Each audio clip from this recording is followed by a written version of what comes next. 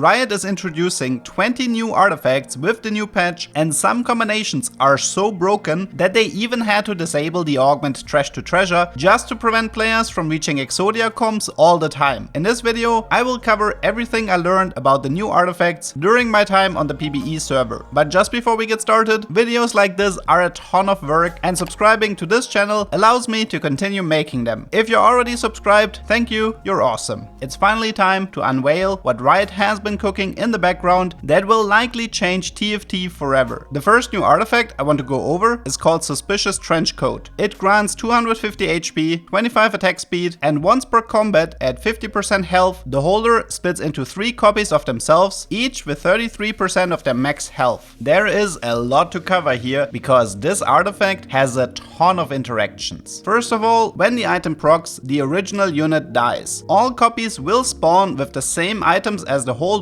but there are some special rules in place. For example, if the holder has an item like Vamox, then they will take 33% of the total HP and therefore spawn with slightly more HP. However, they don't receive any bonus HP from their own Vamox. Item effects are all refreshed even if the original unit used them. This means items like Edge of Night or Zhonya's will proc for your copies, and if you want to be fancy, you can combine this artifact with one of the new support items called Unstable Chest that grants 3 items once the holder dies. One of the strongest combinations you can get in the early game is the Trenchcoat combined with Diamond Hands. This will result in you farming a lot of gold every single round, but since this needs 2 very specific artifacts, it is a pretty rare combo to get. As for units, I heavily recommend putting the coat on Ornn or Annie, especially in combination with Protector's Vow. At least at the making of this video, the copies will have the starting mana of your unit and also take mana items into consideration. This means your Ornn copies are more or less guaranteed to cast to print a bunch of bonus items, and Annie's copies will gain bonus HP from their cast and stun everyone that gets hit. Udyr is also a great late game choice as the copies can't get bursted down and they will heal themselves back to full. The copies aren't really weaker in terms of damage, so they can dash out some pretty decent damage with the help of Tiger Strikes. Outside of specific units, you can also put this artifact on any behemoth or ghostly unit. Behemoths grant the defensive buff to the closest behemoth unit when they die, which can be especially strong if you have the augment raid boss. With ghostly units, it is a bit more tricky as you want the copies to stay alive long enough for them to be able to spawn their own ghosts. Next, let's go over one of the most controversial artifacts, Forbidden Idol. It grants 200 HP, 25 armor and 25 MR. The holder converts 50% of the shield value into max health instead. The effect sounds simple, but players quickly figured out how to abuse this item to its maximum potential. It didn't take long for screenshots to appear that showed Tahm-Kench reaching HP values in the millions. Players usually achieve this by running a vertical bruiser or mythic setup with a double Forbidden Idol and an HP item. The reason why this works so well with Tahm-Kench is because his shield is based around his max HP, and this creates a feedback loop between a larger shield and therefore more max HP from Forbidden Idol. With Trash to Treasure gone, it will be much more difficult to create an Exodia setup around Tahm-Kench, but it's not completely out of reach. He will still be very powerful in the mid game if you have a Forbidden Idol and items like Dragon's Claw, Vamox or Redemption. There are also some augments like Inspired Epitaph or Crown Guarded that work great in this setup. So far I only talked about Tahm, but this item isn't really limited to only him. I had great success with Thresh in a Fated setup, and I can definitely see how this artifact is also a great choice for units like Ornn, Illaoi or Rakan. Another controversial addition is the Talisman of Ascension. This new artifact grants 400 HP, 20% AD and AP. After 18 seconds, the holder gains 100% max health and 150% increased damage for the rest of combat. This is probably one of the strongest artifacts in the game right now, and you should always take it if you can. In the early game, it is extremely easy for units to survive long enough, and if you put it on units like Yorick that already have bonus HP from their ability, they effectively become unkillable. This becomes even more of an issue with hero augments. Besides Yorick, there is also Garen, who gains more HP with every cast. The biggest problem with this artifact is that you can stack it multiple times on the same unit. A second Ascension profits of the bonus stats from the first Ascension, and this quickly escalates to the point that you will automatically win the game. It's a great choice for Tahm-Kench in combination with Forbidden Idol, but you can also just place it on your Nah carry or any Dryad or Bruiser unit. In the late late game, it can be more difficult to keep your units alive long enough for the Ascension to proc, which is why it can be a good idea to transfer it on a backliner or to go with a setup that traps your melee carry in the bottom right corner to ensure that they don't get taken out early into the fight. Overall, this is currently a must-pick artifact that fits into every comp and will quickly help you to secure yourself a top 4 placement. At this point, you might think every new artifact is completely overpowered, but I don't believe that's true. For example, I struggled a lot with getting any value out of Unending Despair. It grants 400 HP and 40 armor, and whenever a shield on the holder breaks, 100% of that shield's initial value is dealt to the nearest enemy as magic damage. Initially, the effect looks useful, and there are quite a lot of units that are interested in this effect. The prime example seems to be Taamkench, Thresh, Ornn, Rakan and Illaoi. All of them can use the stats and they have a large shield in their kit, so you can expect them to at least get some value out of this item. Another option would be to combine it with the Augment Crown Guarded for a large single target burst against a frontline unit, but it feels like you are committing way too many resources for an effect that is not exactly game changing. Unless someone develops a very powerful strategy with this artifact, I would currently not recommend taking it, as there are simply better choices available at the moment. If you open the game with an artifact and you're looking to make a tempo play, then Lightshield Crest might be the right choice for you. It grants 50 armor and 50 MR and shields the lowest percent health ally for 50% of the holder's combined armor and magic resistance. If the holder dies, this shield is granted to all remaining allies. The effect is quite simple and in theory works great in combination with items like Stoneplate or units with high defensive stats like Malphite, Thresh or Galio. It should always be a good choice for any behemoth frontline, since you not only end up with a larger shield, but you also get more effective value out of it. Initially, I thought this item could be interesting in combination with the Suspicious Trenchcoat, but this interaction appears to be bugged at the moment and you don't receive any shields from the copies. If this gets fixed, it might become something worth aiming for, but for the time being, you should simply treat this artifact as a decent item to take along the way. The same concept more or less applies to Innervating Locket. It grants 150 HP, 15 mana, and it has 2 different effects. The holder gains 2% of their total mana whenever they're hit by an attack, and each cast restores 20% of the holder's max health over 3 seconds. This is definitely meant as a frontline item, but it is still surprisingly flexible. It doesn't really matter if the unit has low or high mana. If the unit has high mana, then the first effect is stronger and the unit is more likely to cast. If the unit has low mana, for example Sylas, then you're more likely to upkeep the healing part throughout the entire fight. I would say it's a pretty decent item to take, as it has very good synergy with units like Ornn or Annie, since they have a very high HP pool and want to cast as often as possible. But there are some setups that can be quite broken in combination with this artifact. It has great synergy with other artifacts like Forbidden Idol or the Talisman of Ascension, because they increase the max health of the holder, potentially creating a feedback loop where the unit is able to out-sustain any damage coming from the enemy team. It's also an amazing choice for hero augments, especially Garen and Yorick, because you guessed it, they gain a lot of HP throughout the fight, and Innervating Locket will help to keep your carry alive. The next artifact on the list will likely become a fan favorite because it is extremely fun to play and has a ton of synergies. Horizon Focus grants 250 HP, 25 AP and 15 mana. If the holder stuns an enemy, they take 30% of their max health as magic damage. Obviously, this item is great on any unit that has a lot of CC in their kit. In the early game, you can isolate your Rek'Sai and later on put it on frontliners like Nautilus, Annie or Udyr. But this is a rather boring way to use an artifact with this much potential, so let's take a closer look at what's possible. Arguably, the best unit for Horizon is Lux. Give her a Shojin and a Ginzo, activate Porcelain, and you are effectively set for late game. She will stun 2 units with every cast, which in return deals a third of the enemy's max HP, which quickly puts her at the top of the damage charts. A strategy that's a bit weaker is to utilize the Tattoo of Force. You get a free stun with every target swap, which can work wonders in late game in combination with Udyr. You can definitely create ridiculously powerful setups if you happen to find a Suspicious Trenchcoat as well, but you would have to be very lucky to reach this board state. One of my personal favorite strategies is to combine Horizon with Eternal Winter on an isolated unit like Annie. Not only will the Annie stun severely weaken the enemy frontline, you can also proc Horizon on every unit that gets stunned by Eternal Winter. There are also some reports that the magic damage from this artifact can critically strike with the help of the augment Jeweled Lotus. Lotus. I tried other spell crit sources like Infinity Edge, but for now it looks like only this augment is causing the bug. If you ever spot a player running around with any of these combos, you should prioritize CC immunity with augments like Silver Whale or items like QSS, because the magic damage only happens if the unit gets stunned. One artifact that makes for a great combo with Horizon is called Silvermere Dawn. It grants 165% AD, 50 armor and 50 magic resistance. It also grants immunity to stuns, and the holder's attack stun the target for 0.8 seconds. So far this item sounds absolutely busted, but it has one important downside. The holder's attack speed is locked at 0.5. It still offers the best counterplay against Exodia tanks like Tahm-Kench if you combine it with Horizon Focus. You now stun the target with every attack, dealing a huge chunk of max health with every attack. It doesn't matter if the enemy Tahm-Kench reaches high HP values, because your damage simply scales with him. Outside of this specific combo, it's usually a better idea to give it to a frontline unit, preferably with low mana. Kha'Zix is a great user for this item in the early game, since he makes perfect use of the stats and most of his damage will come from his ability anyway. Garen with his hero augment is also a great choice, but one of my favorite users is Malphite. His ability changes his attacks to hit in an AoE, which is capable of stunning everyone who gets hit by the cone. Another unit that can work surprisingly well is Kayn. He makes great use out of the bonus stats, and you can even go as far as giving him a second Silvermere, since you can't reduce the attack speed any further. Thanks to his AoE spin, he remains very efficient with his attacks, and it's definitely something worth trying at least once. I'm pretty confident that Prawler's Claw will easily become one of the most hated artifacts that ever existed, because it is incredibly toxic in its design. It grants 25% AD and 25% critical strike chance. After killing a target, the holder sheds all negative effects and dashes to the farthest target within 4 hexes. The next 2 attacks have an additional 60% critical strike damage. Obviously, the target units for this item are Reapers like Kha'Zix or Kayn, but you can effectively give this to any melee carry. The item appears to be straightforward, but there are actually a lot of interesting details to uncover. For starters, the effect works somewhat similar to the Zorn Chemod robotic arm from set 9. They are similar because the bonus effect, in this case the additional critical strike damage, can be utilized for abilities because the buff only gets consumed by auto attacks. If a unit manages to cast their ability after a kill, but before they attack twice, the entire cast will have the increased critical strike damage. This can even be interesting for AP units. I do have a Zoraka build cooking in the background in combination with Mana Zane, but honestly I'm not sure that strategy will ever work out. 2 units I do want to highlight are Kayn and Aurelia. Even if everything was working as intended, Kayn would be the best unit for this item, but right now there is a bug that makes him even stronger than intended. After Kayn transforms, his attacks are changed into a spin that can hit adjacent units. This spin currently does not count as an auto attack for Prawler's Claw, and therefore he will maintain the bonus critical strike damage for the rest of the fight. This is a pretty nasty bug, and if it's not fixed, then you can expect players to use the synergy to its full potential. The same problem might honestly appear with Aurelia, because she doesn't have a normal attack either and is therefore in the same boat as Kayn. If you're a new player, you're probably not aware of this fact, but in set 1 each emblem had their own unique name, and Mittens was the name for the Yordle emblem. Riot decided to revive this concept, and like in set 1, it shrinks the unit size of the holder. The artifact itself doesn't really have that much going on, as it is just an extremely strong stat stick. It grants 60% attack speed, increased movement speed, 20% damage reduction, and immunity to chill. This artifact is a very safe choice because it is very flexible for any melee carry. Duelist units like Qiyana or Lee Sin are extremely small fans of this item. If you ever get a game with Tiny but Deadly and 3 Mittens on a single unit, please send me a screenshot if you can still spot the unit on your board. Another artifact that works well with melee carries is the new Rapid Firecannon. It grants 50% attack speed, increases the attack range by 1, and adds another range whenever the holder kills an enemy. RFC is a bit of a weird item because units in set 11 weren't designed with this item in mind. There aren't really that many units in the game that get good value out of this item, especially because it competes with Sniper's Focus, which is often the better choice for most units. There's also the problem that a lot of units don't function well if you increase their range. A unit like Kha'Zix can still jump into melee range if the lowest HP unit is close enough, and other units units like Darius will straight up not use their ability unless an enemy walks into range. All of this considered, this limits the usefulness of this artifact to only a handful of units. Volibear or Lee Sin definitely don't mind running an RFC since they will cast often and they don't bug out if they have a lot of range. Lissandra is also a potential user as she only has 2 range and she doesn't really mind chilling in the backline. Truth to be told, I don't really think RFC will be an artifact worth taking in set 11 and it might end up gaining more relevance in the future instead. One artifact that was on the wish list of a lot of older players is the corrupt Vampiric Scepter. Back in Dota Auto Chess, one of the most popular items was the Mask of Madness that granted attack speed, lifesteal and silenced the holder. There have been some units in the history of TFT where players were convinced that the units would legitimately be stronger if they didn't have an ability. Unfortunately, proving this might be a bit hard because this artifact gives absolutely crazy stats. It grants 50% attack speed and attacks deal an additional 50 attack damage as physical damage and heal the holder for the damage dealt. The number 1 unit for this artifact is without a doubt Gnar. You don't really care that much about losing the boulder toss, and because he gains so much AD from his passive, he just starts to hit like a truck while healing himself for crazy amounts. Outside of Gnar, you can also try giving this item to Set since he gains a lot of AD from his passive, but my favorite strategy is to combine this artifact with the golden remover consumable and Kayn. In every fight, you wait for Kayn to transform into the Shadow Assassin and then you give him the Vampiric Scepter because the silence doesn't matter that much anymore. With the golden remover, you can repeat the strategy every fight, and while it is a bit tedious, it is strong enough to justify the effort. In case you're wondering, Vampiric Scepter works fine on Irelia, but unfortunately Riot did fix the Vitality interaction, which was probably the most interesting item combination to go for. Now I did say that Prawler's Claw might be the most hated artifact, but I can definitely see Spectral Cutlass taking the title in the end. It grants 40% AD and 20% critical strike chance. At combat start, the holder teleports to the mirrored hex on the enemy side of the board and returns after 8 seconds to the original location. This artifact will definitely be extremely controversial considering how easy it will be to snipe the enemy carries. If you give this to someone like Qiyana and position her in the middle of the last row, she is now in perfect position to clean up the enemy backline before the 8 seconds are over. Other units like Lee Sin are also extremely powerful as he has a very powerful single target burst and he shouldn't have too much trouble sniping the enemy carry at the start of the fight. Lissandra is another recommended unit, but with her you do have to be a bit careful if you send her to the backline as a 1-star unit since the units teleport before combat begins and they will pull aggro and get focused down at the very beginning. For the same reason, Lissandra is the perfect counterplay to this artifact. You can simply position her in the backline and she will always prioritize the Spectral unit and you should have no issues getting rid of this pseudo assassin. If you want to be funny, you can also try some setups with Udyr, Yone or Tristana that are based around them starting their ult right when they teleport back to make sure that they return to the enemy backline right after they get ported back. Another good way to be funny is by using the artifact Fishbones. It grants 30% AD and attack speed, doubles the holder's attack range and causes every attack to fire at a random enemy. The first thought everyone had was to combine this with the Tattoo of Force, but I'm sorry to say, as far as I can tell, this interaction doesn't seem to work. Nevertheless, there are a lot of other strategies that are equally fun and worth aiming for. By far the best use case for Fishbones is to give it to any sniper unit. This Ashe, for example, has enough range to hit the entire board, which means her attacks can reach the enemy backline and you get the full value out of the sniper trait. This also works great in combination with red buff to spread the burn across the enemy team. A more uncommon approach is to try to make use of the targeting mechanic. Some units like Tristana, Lissandra, Syndra or Azir will cast on their current attack target. With the bonus range from Fishbones, you can potentially create a setup that causes the ability to bypass the enemy frontline and maybe even one-shot the enemy carry. This is about as unreliable as it gets, but it will all be worth it if you snag the enemy carry at the start of the fight. Besides Mittens, we have another reprint from set 1 with the Cursed Blade. Or maybe I should call it the Cursed Spoon, because this item definitely doesn't have the same edge as the original. It grants 15% attack speed and 20 MR, reduces the max health of the target by 3% with every attack, and also reduces the star level of the target by 1 for every 13 attacks. Since this item is completely based around the amount of attacks, this means we want this on someone that runs Ginzo's Rage Blade.